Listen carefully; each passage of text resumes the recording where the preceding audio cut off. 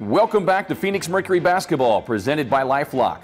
It's halftime here at U.S. Airways Center between the Atlanta Dream and your Phoenix Mercury. A two-time WNBA champion and a perennial all-star with your Phoenix Mercury, Penny Taylor has a pure passion for the game of basketball.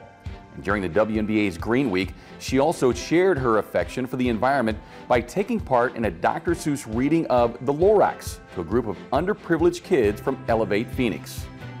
What was the Lorax, and why was it there? And why was it lifted and taken somewhere? From the far end of town where the grickle grass grows? The old Onceler still lives here. Ask him, he knows.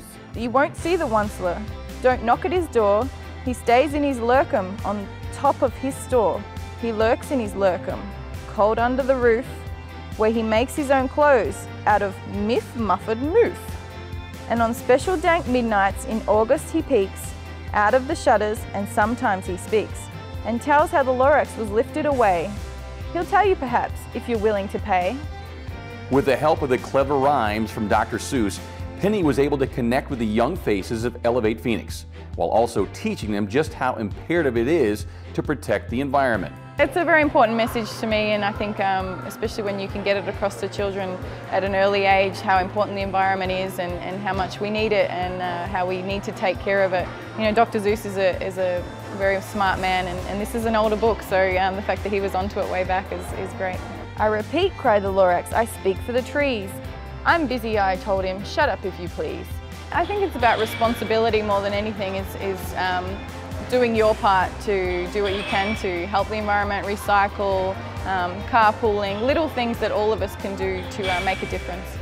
Along with the book reading, the children received WNBA Green Week shirts and autographed basketballs for answering questions Penny asked about the Lorax.